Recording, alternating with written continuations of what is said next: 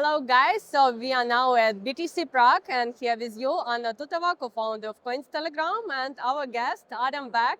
He's already for the second time on our channel, and he is a Bitcoin pioneer. He was actually mentioned in Satoshi Nakamoto white paper, and he is inventor of Hashcash, the system which uses proof of work for the prevention of spam. And as you know, Bitcoin is based on proof of work. And as well, Adam is founder of Blockstream, one of the first Bitcoin infrastructure companies. So great to have you here again, Adam. And for those who don't know yet who you are, can you tell more about your background? And you obviously discovered Bitcoin just via email from Satoshi. So can you tell us about your first impression about Bitcoin? Yeah, I was interested in previous electronic cash systems like DigiCash, and there were some people who tried to work out how to make a decentralized electronic cash system using proof of work, like Nick Szabo, Wei Dai, Hal Finney, myself, in like 97, 98. And so Satoshi sent an email in August 2008, and it seemed like my impression was that he had solved some of the unresolved problems in the previous designs, like B-Money and Big Gold. So, my initial impression was that it's interesting he solved them. Later, I read some summaries by Hal Finney, and it struck me that Bitcoin wasn't as private as DigiCash, for example, but nevertheless, it was decentralized, which was important because DigiCash was centralized, and we thought, people who are interested in it thought it had failed because it was centralized. And can you imagine back at the time that Bitcoin will become the biggest it is now? Well, I mean, that was certainly one of the questions in my mind, which is, Satoshi, in the way Hal Finney was describing that it works with Bitcoin, had solved some of the technical problems, but it was still a big question of whether it would take off. It would bootstrap, it would get lots of users, because, in the beginning, there were no users really, just people playing with it or trying it. And there were also no ways to trade it, like to buy it or sell it. The only option was to mine it on a laptop or a CPU. And in what do you see the benefits of decentralization? Why decentralization is so important? Sorry, I think you have to say that again because I didn't hear you. In what do you see the benefits of decentralization and why decentralization is important in Bitcoin? Right. So I think decentralization is important in Bitcoin, and it's actually the example of DigiCash and the thinking about how to make an electronic cash system before Bitcoin. It was informed by and a reaction to seeing a centralized system that people were excited about and was promising, seeing it fail. And the reason that people understood it to have failed was because it was centralized. So I think one of the reasons you want it to be decentralized is so it's survivable, so that if individuals leave the network or companies go out of business, that the network continues. So that's the kind of survivability. And then the other thing is with DigiCash, it was using blind signatures. So you get cryptographic fungibility, which just means that it's very private. So you can't selectively censor anything because you can't see it. Now with Bitcoin, because it doesn't have as much privacy, there's a potential for miners to try to censor transactions. And so the way Bitcoin achieves sort of finality and censorship resistance is via decentralization of mining. And so I think, the combination of many people verifying Bitcoin transactions with full nodes and there being multiple miners who could mine a transaction. So if one miner didn't mine a transaction, then another one would. So I think, Bitcoin is relying on decentralization for those two properties, survivability and censorship resistance. well, we now talk about Bitcoin as a hedge against inflation, and it may become another like reserve currency, maybe in the future. Do you think it's possible? And what's going to be with the dollar? Do you think the dollar may collapse in the future? We see the continued inflation in the gas. So we see other countries now stop trading in dollar, like basically Saudi Arabia stopped their contracts in $100. So whether it's just not. Yeah, I mean, I think in the short term, Bitcoin is like an asset class, an investment. So it can coexist with the dollar in the same way that some people have gold or gold ETFs in their savings. But in the longer term, some people are more ambitious and think it could see like Bitcoin could start a return to the gold standard, but a return like to digital gold this time. And that's effectively the topic of Safedin Amu's book, right? The Bitcoin standard, by which he means that the world goes back to a gold standard like system, but based on Bitcoin instead of physical gold. And now we as well see how industry got huge a lot. We see a lot of institutions getting into it. Finally see the approval of Bitcoin spot ETF and the spot ETF. So what are your thoughts on the impact of approval of Bitcoin spot ETF for the investor? Yeah, I mean, for us, people who are interested in Bitcoin have been using it and using exchanges to buy Bitcoin or other ways in the Bitcoin applications to buy Bitcoin. Then it doesn't seem like that important to us that there's a Bitcoin ETF. But what you have to bear in mind is that the Bitcoin ETF is an accessibility improvement. So it enables people who find the kind of very technology heavy thing too complicated or they don't understand it. So an ETF gives them access to it. And for some people, they might view the approval of an ETF as a reason to trust Bitcoin because maybe they already trust their savings and investments to financial institutions.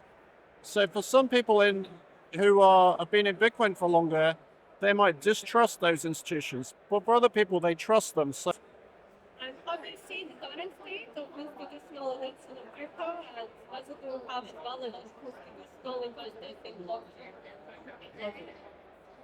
well, I think that there isn't that much institutional investment yet in the sense that I think that most of the people who bought the Bitcoin ETFs are individual investors talking with their financial advisor or their broker. There are some hedge funds using it for arbitrage, of course, but the actual institutional investment where managed funds like pension funds and mutual funds would allocate to Bitcoin. There have been a few cases of that happening already, but not very much. So I think that's still to follow in the next 6 months or a couple of years. So I think it's still early days for the full implication for allocation to Bitcoin to be seen in the market.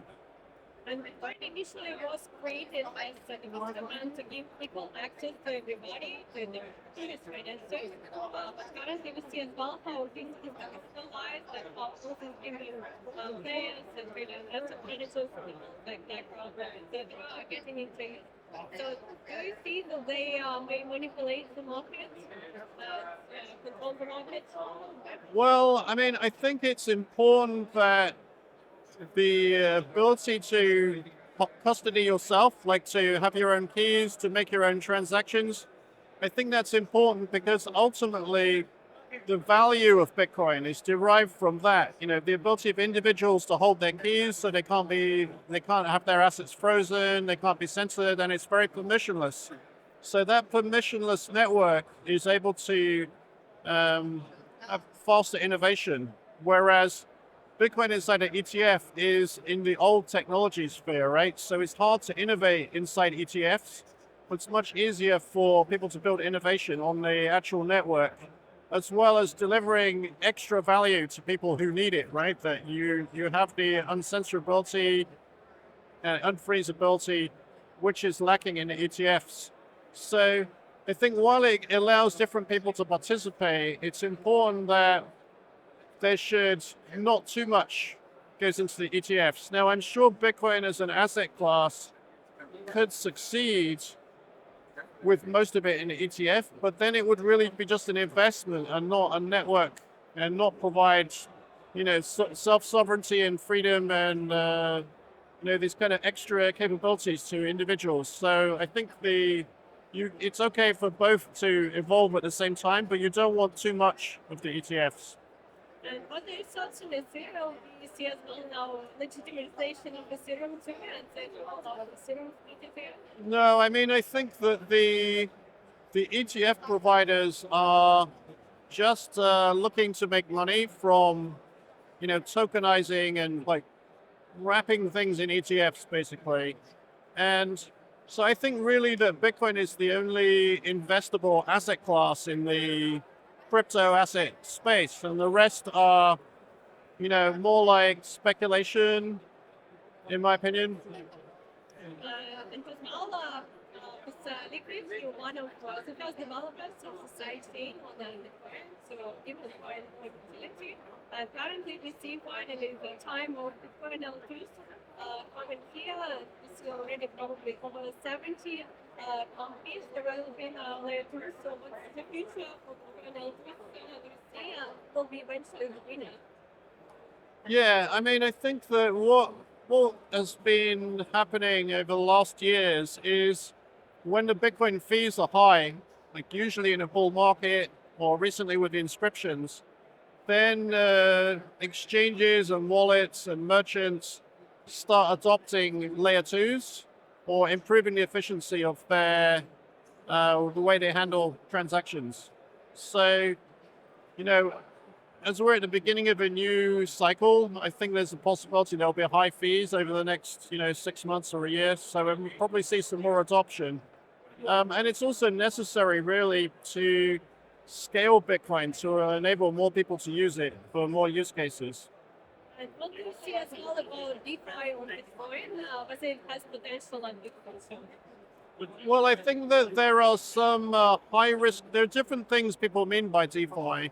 And a lot of the DeFi in the last couple of years, like in the bear market, actually, failed or lost people money or had very high leverage in it, which caused deleveraging events.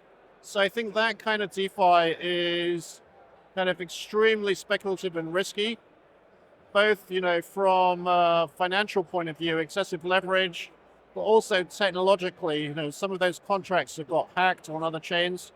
And so then there is a more careful, like low technology risk approach to DeFi, which is more like Bitcoin collateralized loans, Bitcoin mortgages, things like that, which are much lower risk. And you see that with HODL HODL. They have a lending platform. They have a new one called DebitFi and Unchained Capital. So there are companies providing loans using Bitcoin, or you can lend into them yourself, as a user as well.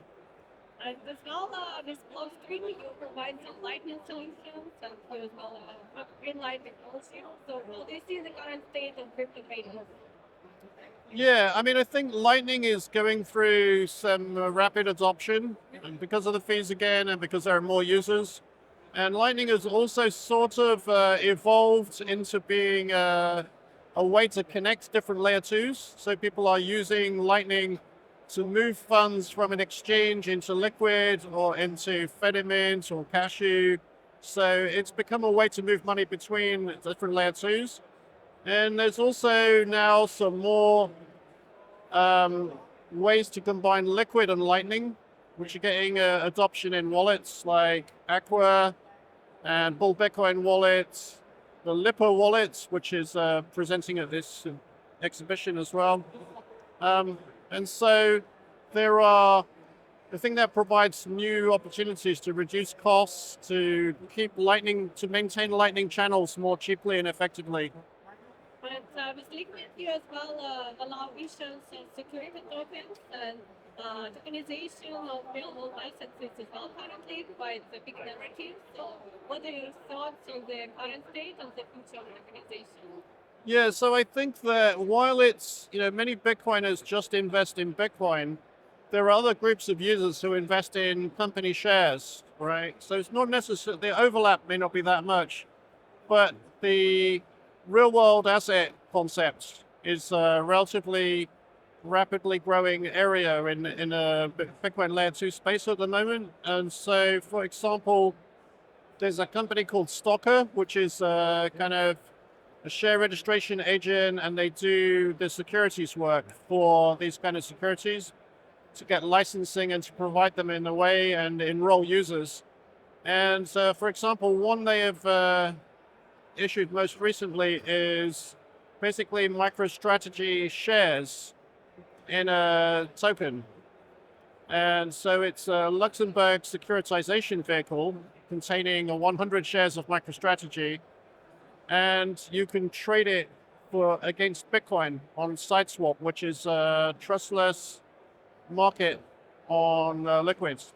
So users have to enroll to trade MicroStrategy, but once they do, they can place these limit orders. They can trade MicroStrategy for Bitcoin 24/7, whereas the stock market is only open 9 to 5 in a week in New York, and they can also transfer small amounts of MicroStrategy. So they can transfer 1/100th of a MicroStrategy share peer-to-peer as if they were transacting Bitcoin. And you mentioned now MicroStrategy. So, what are your thoughts on the Bitcoin buying positions free, like Yeah, buying for millions, billions of dollars? yeah. So I'm quite. I think it's a very interesting strategy.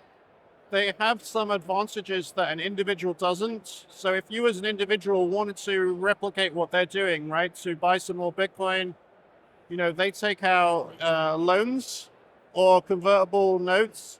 So as an individual, you get much higher interest and you're not able to issue a convertible note. So they have advantages like cost advantages and leverage advantages.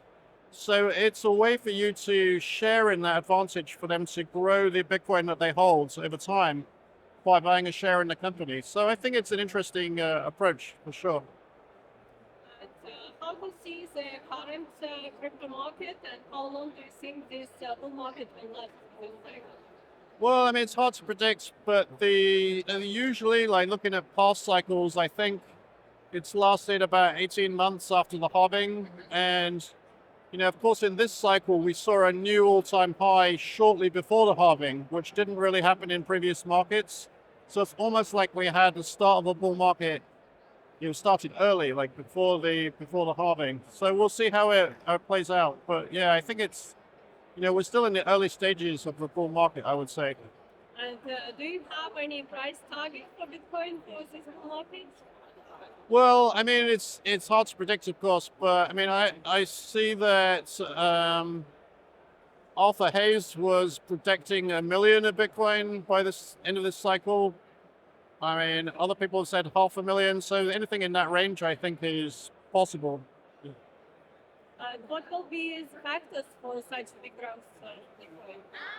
Yeah, I mean, I think that the thing to note is that when new money comes into Bitcoin, the market cap increases, but the new money doesn't have to be nearly as much as the market cap increase because price is set at the margin and there are not necessarily that many Bitcoins on the exchange. So as new users buy up those coins and cold store them, or the ETFs buy them and store them with a custodian, it will tend to push the price up in a way that 1 million in might increase the market cap by 50 million or 100 million. It really depends on the type of buyer. So if the buyer is buying Bitcoin and holding it for the long term, then it has a bigger effect. And so what people have observed is that, of course, there are the Bitcoin holders who have learned over time to buy and cold store and not trade too much. Now, what we didn't know was how the ETF investors would behave. But the evidence so far is that they hold. So when the price fell a bit, not many ETFs were sold actually. And as well, last year you go on a buying spree for Bitcoin miners, and about made a bet that it will be much more profitable. So what are your views on the current state of mining? How much is profitable to mine? It's not that profitable at the moment to mine because the hash rate has grown quite a lot. Of course, we've just gone through the halving, so the profitability will be reduced. So, but since the bear market, like January last year, the price has grown faster than the hash rate, more than 2 times faster. So the the profitability now, even after the halving, is already better than it was, a year ago, a year and a half ago, right? So I think, for mining to get more profitable, we just need the price to outpace the hash rate growth. Now, a lot of people bought miners in the bull market, and so those miners are gradually coming online. So that keeps mining profitability not so high until the excess miners are all used and put online. And as well, we saw some other developments in the Bitcoin space, like Ordinals and NFT on Bitcoins. What are your thoughts on that? Yeah, I mean, I think the ordinals are just a way to arbitrarily place a rarity score on individual Satoshis. So they don't really take up any space unless people transact them, right? What I'm less keen on is the sort of the idea of putting a JPEG image in the blockchain, um, and that's the inscriptions part.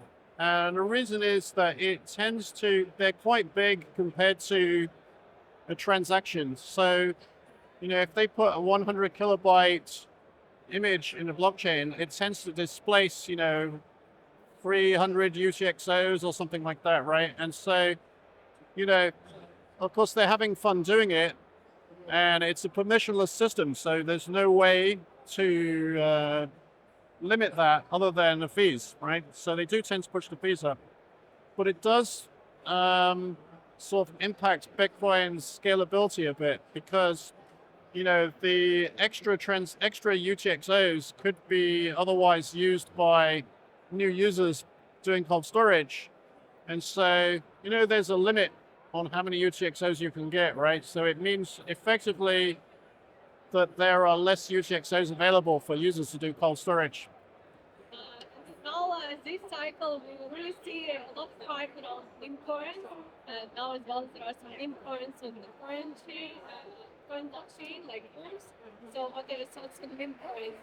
Well, I mean, it's not exclusive to Bitcoin or the cryptocurrency space in the sense that there are sort of meme coins on the stock market almost now, right? I mean, the GameStop effect. So I think it's something similar. Like, it's not serious. People will play with it, and at least GameStop is a company with more money now because it sold some shares and kept the money.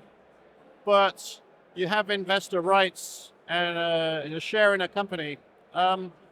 Whereas I think the meme coins are, it's just more of a game or something, right? There's no fundamental value there. And well, in your opinion, what do we need for the mass adoption of Bitcoin?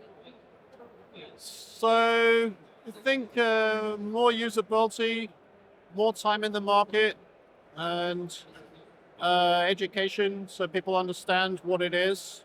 I think the ETFs help indirectly because for a lot of people, they were skeptical. And then if the financial institutions start offering Bitcoin in an ETF, they become more receptive to learning. So they may actually buy outside of the ETF in a straightforward way because they were made less skeptical by the regulators and the ETF financial institutions offering Bitcoin. And can you share as well some plans for the development of Blockstream? So, I mean, we're just doing a lot of Bitcoin layer 2 things. So Lightning and Liquid and Greenlight and a hardware wallet, a Jade hardware wallet. We also make a miner. So we're doing the R&D stage for making our own Bitcoin miner. And then we also have Blockstream Finance, which brings financial instruments, so real world assets or financial instruments on Liquid. So we have a couple of those. One is Blockstream mining nodes, which is a tokenized 3-year hash rate contract, which is coming to maturity next month. So it's been running for almost 3 years now. And so at maturity, that pays out the Bitcoin mines to the people who hold it at the end, and they could trade it in between. We have another one, which is called the basic node, which is buying excess miners that are not put online, new, and storing them until the price goes up and then selling them back to the market. So it's a kind of Bitcoin basis strategy to see if we can sell them again on behalf of the investors for a higher price in Bitcoin as the Bitcoin mining profitability improves. And as well as for your own Bitcoin portfolio, do you just hold your Bitcoin forever, or do you have as well part of your portfolio in like trading strategy and like fix your trades and so forth? Yeah, so mostly I try to hold. I do some. I did buy some MicroStrategy, so against Bitcoin. So you can sort of price MicroStrategy in Bitcoin and then try to swing trade it a bit. And then another thing I do is the kind of interest rate arbitrage, where you borrow against Bitcoin maybe at 5%, and then you lend it on the lending platforms like HODL Lend or Bitfinex Margin Trading at maybe 15%. So you make a bit of interest. You have to be careful because if the Bitcoin price changes rapidly, you might have to repay your loan. So you have to be careful to not mismatch the duration of the loans. And do you have any strategy for fixing profits in this market? No, I generally hate selling Bitcoin, so I'm usually very all in. So selling has not been part of my plan ever. And so why Bitcoin is the best asset? I mean, I think it's the only investable asset in the crypto space, and I think it has a lot of potential for further adoption. And the other interesting question you could ask is if Bitcoin has reached saturation, meaning everybody who wants to get involved has got involved in some years, would you still want to hold it? And I think the answer is yes, because it's still scarce. And so it should be an inflation hedge. So at the moment, it's both an inflation hedge and a rapid adoption story where, as more users come in, it has to be divided more thinly, so the price tends to go up. But eventually, it'll be fully allocated. And then the question is, what does it do then? But I think then it does something like gold, which is it's still an inflation hedge. Thank you for such interesting conversation. Thank you.